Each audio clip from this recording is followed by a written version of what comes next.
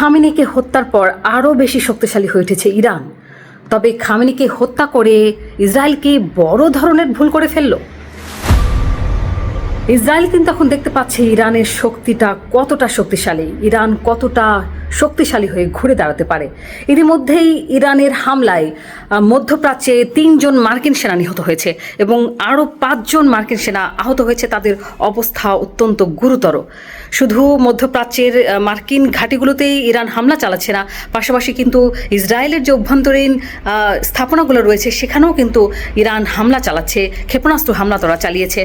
সব কিছু মিলে ইরানের এই পাল্টা প্রতিশোধে কিন্তু নড়ে চড়ে বসেছে ইসরায়েল। তারা ধারণাও করতে পারেনি যে ইরান এতটা শক্তিশালী হয়ে তারা ইসরায়েলের উপর হামলা চালাবে এবং মার্কিন সেনাদের নিহত হওয়ার মতো ঘটনা, এতজন মার্কিন সেনা এবং একসঙ্গে ইসরায়েলি যে 9 জন মারা গেছে সেটিও কিন্তু এটি একটা বড় ঘটনা। ইরান যেটি দেখিয়ে দিয়েছে যে তারা কিন্তু সিংহ, তাদেরকে বলা হয়, তাদের সে গর্জন তারা কিন্তু দেখিয়ে দিয়েছে। পুরো বিশ্ব কিন্তু এখন সিংহের গর্জন শুনতে পাচ্ছে। কিন্তু ইসরায়েল যেটি ধারণা করেছিল যে আয়াতুল্লাহ খামেনিকে হত্যা করার পর ইরানিদের মানসিক শক্তি ভেঙে পড়বে এবং তারা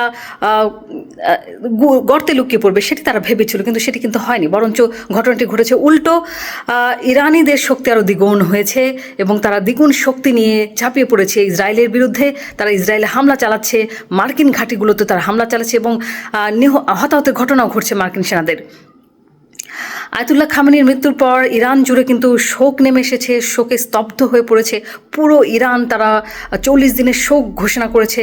তাদের এই প্রিয় নেতাকে হারিয়ে ইরানের এই শোকের মাতম কিন্তু শক্তিতে পরিণত হয়েছে এবং এই শক্তিতে তারা দ্বিগুণ শক্তিশালী হয়ে তারা ইসরায়েলের উপর হামলা চালাচ্ছে।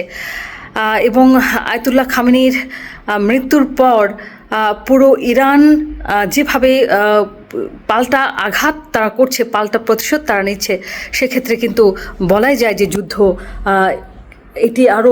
আরও লম্বা হচ্ছে এবং মধ্যপ্রাচ্য জুড়ে এই যুদ্ধ ছড়িয়ে পড়ছে। এবং বিশ্লেষকরা তারা বলছেন যে এই যুদ্ধ হয়তোবা সেটি লম্বাই হতে পারে, কারণ যারা এই মার্কিনীদের যে এই হামলাটি হচ্ছে পাল্টা তারা উত্তর দিচ্ছে, একই সঙ্গে ইরানও কিন্তু তাদের দ্বিগুণ শক্তি নিয়ে তারা ঝাঁপিয়ে পড়ছে ইসরায়েলের বিরুদ্ধে। আমেরিকা এবং ইসরায়েলের এই হামলার পরিপ্রেক্ষিতে বিশ্ব অর্থনীতিতে একটি প্রভাব পড়ছে, বাংলাদেশেও এটি নিশ্চয়ই তার প্রভাব পড়বে। কিন্তু আমরা কখনোই চাই না যুদ্ধ, শান্তিতে ফিরে আসুক বিশ্ব, এটি আমরা চাই।